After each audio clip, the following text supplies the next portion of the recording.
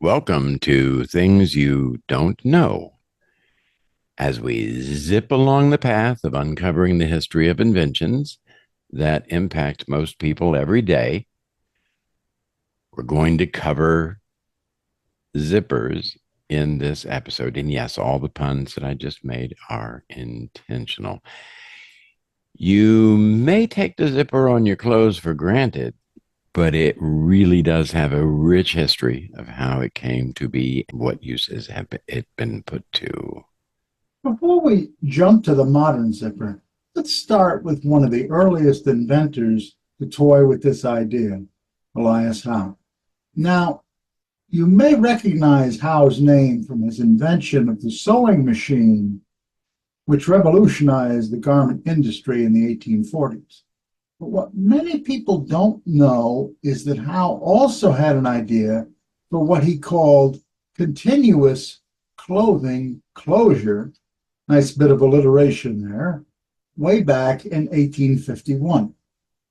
Howe's invention was essentially a precursor to the zipper, but he didn't pursue it much further, likely because he was already so focused on perfecting the sewing machine.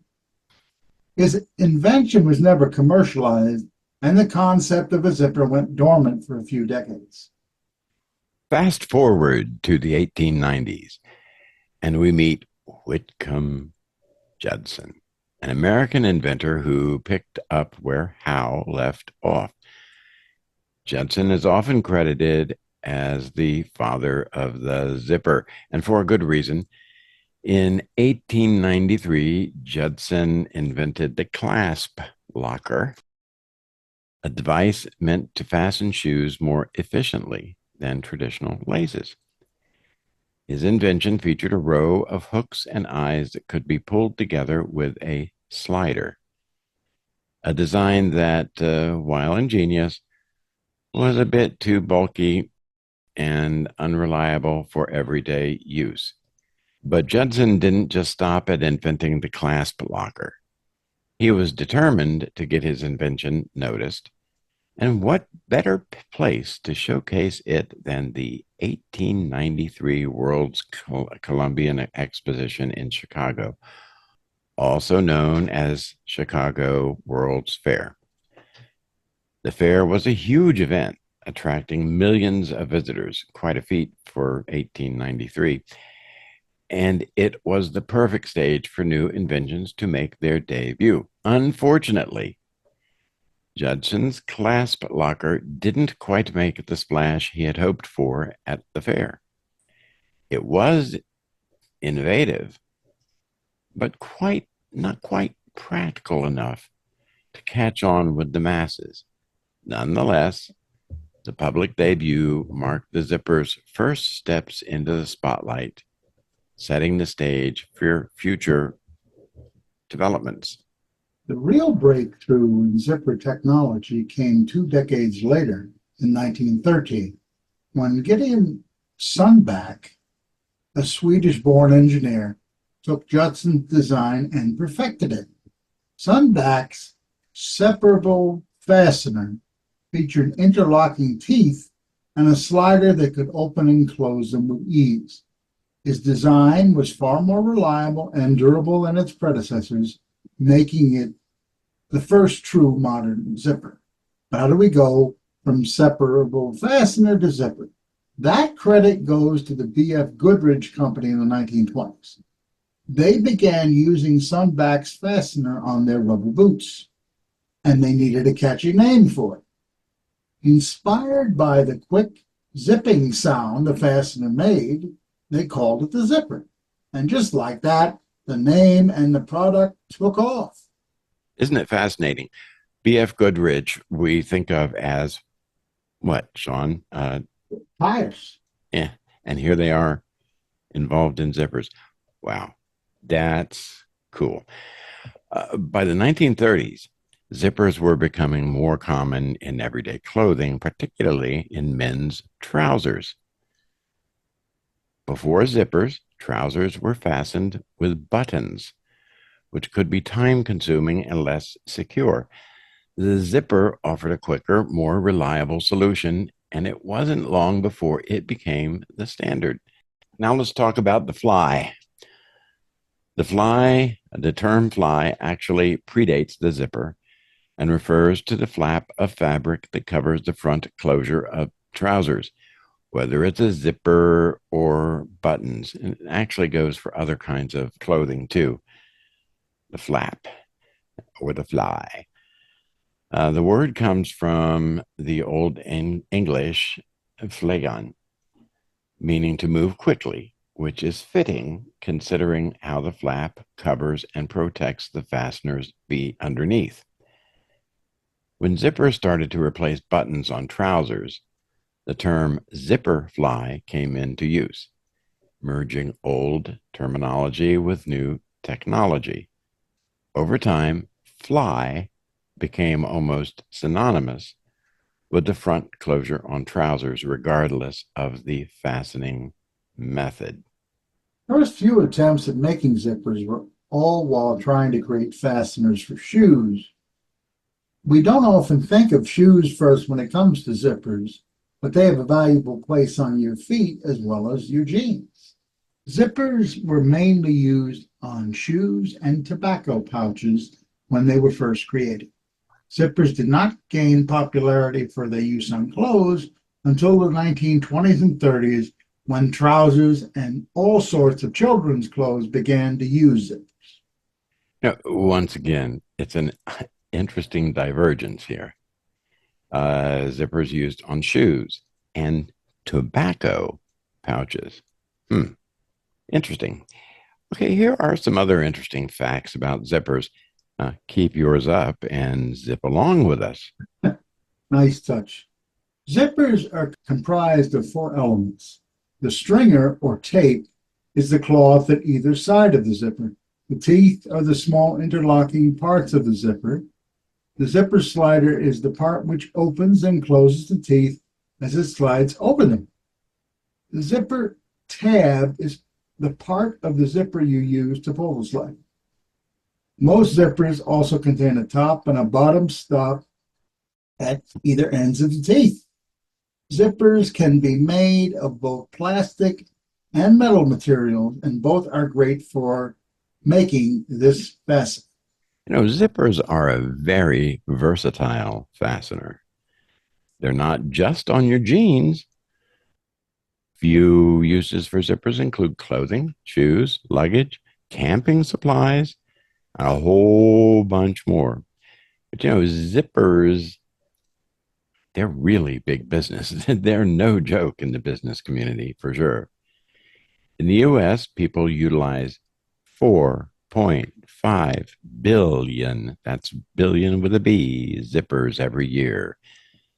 That's a lot of zipping zippers. It certainly is. People give credit, as we said before, to a few inventors for creating the zipper, but only one invention really resembles the zipper we use today. As we said, Elias Howe is sometimes credited with creating a zipper, but his invention more resembles a very elaborate drawstring. Whitcomb Judson is commonly cited as the inventor of the zipper, but his device, the clasp locker, is more of an elaborate hook and eye fastener. As we said, the true inventor of the zipper we know today is Gideon Sunback. Sunback's device included the teeth, a zipper slider which pulled them to the clothes, so he is the true inventor of what we know as a zipper. Without Gideon Sunback's patents in 1913 and 1917, we would still be buttoning our flies closed. As a person with an exceptionality, I can testify when every second counts when you're trying to get dressed or something, zippers are a lot easier to deal with. Zippers were mainly used on shoes and tobacco patches, as I already said, when they were first created. They didn't really gain popularity for the use on clothes until the 20s and the 30s, 1920s and 1930s, when trousers and children's clothes began to use zippers. The U.S. military was one of the first big customers buying large amounts of zippers. They used zippers on Navy gear in the First World War. which led to the popularization of zippers.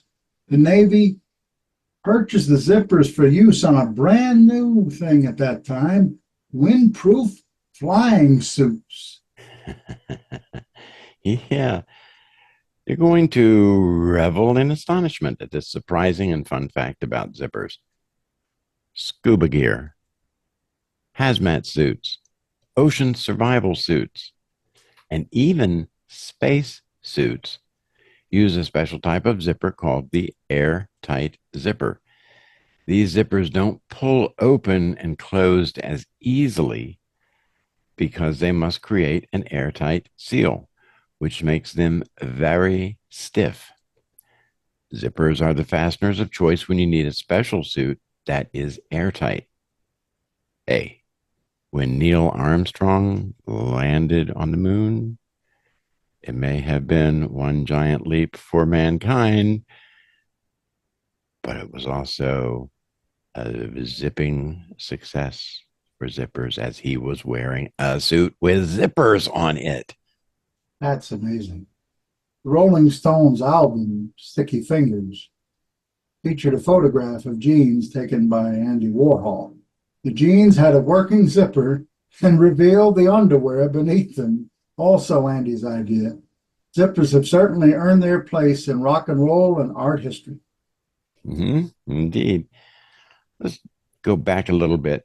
In 1954, Levi's first used the zipper on a pair of overalls, the 501Z to be precise.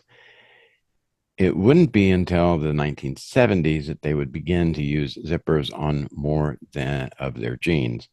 Before that, the button fly reigned supreme. I do remember that period of time.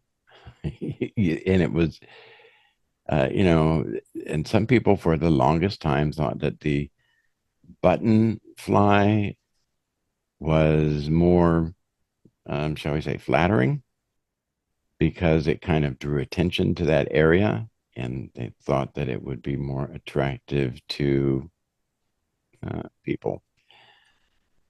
One of the other things, though, is if you've ever looked at the pull on your zippers, you may see something that says YKK. So what's the YKK for?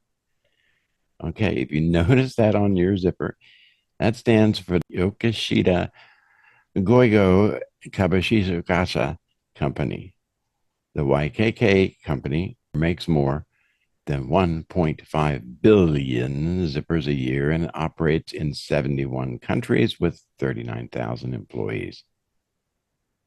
Zippers are really big business. According to global industry analysts, the global market for zippers was estimated at 8.2 billion with a B dollars in 2013.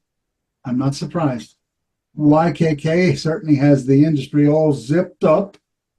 The company accounts for 46% of the global zipper market. Okay, there are 4.5 billion zippers of all kinds consumed in the US per year. Okay, 4.5 per year. That's 14 zippers for every American every year. Okay. Every year, YKK produces enough zippers to wrap around the world 50, that's 50 times. That's 1.2 million miles of zippers. The National Manufacturing Center of UKK in Macon, Georgia, produces around 65,000 miles of zippers annually. 65,000 miles of zippers annually from Macon, Georgia. Okay. That's such a large figure, it almost is unimaginable. But as a historian, I have to say, I like to notice that films are historically accurate. But in the Oscar-winning film Amadeus, which is set in the 18th century, many of the costumes feature zippers, which wouldn't have existed at the time. When you're making costumes for historical films, it's extremely important to get all the details right. Yeah, because people like you and I will notice it and say, hey, that's an anachronism. Anyhow, zippers, They're useful and they're usually pretty harmless, but metal zippers on a fly can sometimes cause serious injuries. And this is particularly more of a masculine thing because if you're not careful when you zip up, you can catch some important and sensitive skin, and it could save you an embarrassing visit to the ER to be a little bit cautious. Yeah, I certainly agree with that. Most of the world's zippers are actually made in one place. The K-Tao region of China produces more zippers than anywhere else in the world. Okay. So you first thought of a zipper may be the one on your jeans, but as we've said, there's a lot of other kinds of zippers. Zippers are hidden under fabric, and that's more popular for like dresses and skirts and that sort of thing, but they're used for a variety of things. There's some zippers that can lock into place. On a locking slider, the pull tab will only move when it's lifted. If the pull tab is shut down, the zipper locks and can't move. Be very careful and check to see if your zipper locks, though, as you could have one that doesn't and wind up with a broken zipper. Now, they aren't only for clothes. Zippers can also become fun activities for kids. Playing with plastic zippers can help children get used to dressing themselves and strengthen their dexterity. Yeah, and as I mentioned, YKK makes airtight zippers for spacesuits. Really, uh, they make flame retardant zippers for fire suits. Airtight zippers for bagpipes and zippers for fish farm nets. And in fact, on when Neil Armstrong, as I mentioned, took one giant leap for mankind as the first man on the moon, he had a zipper to keep his suit on. It kind of blows my mind. Today, zippers are an essential part of our everyday lives, found in everything from luggage to clothing to outdoor gear. The invention has evolved over the years with variations like waterproof zippers, invisible zippers for fashion, and even self-repairing zippers. But at its core, the zipper remains a testament to human ingenuity.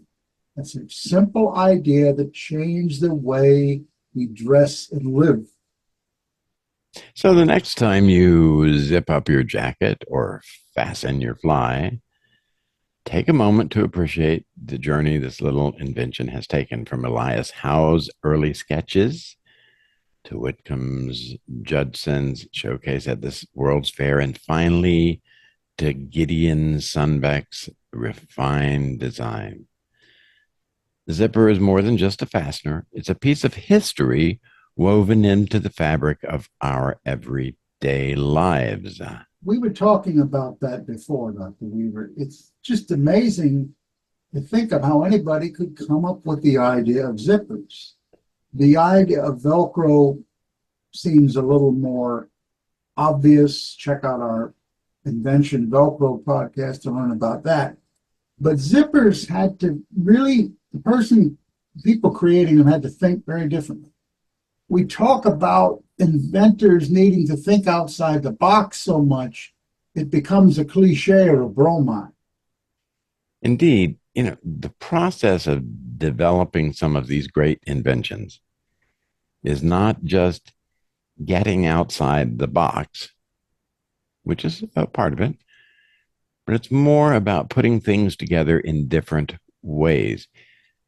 You remind me of Albert Einstein's dreaming about traveling through the universe on the head of a beam of light, which he did, and allowing that dream to drive him towards developing the theories of relativity based not on riding a beam of light, but what changes you might see when you roam at the speed of light. That just mesmerizes me in a positive way. Something that earth shattering could happen that way. but it's very true. A similar process, I think, is at work in coming up with many inventions, particularly something like zippers. I think we should zip up this episode before we follow too many more divergent trails. We hope you've enjoyed this episode and will join us again soon for more interesting topics. Goodbye for now. Hey, please give us a like and come back soon. I'm going to zip my lip and flip my hip and say TTFN. Bye for now.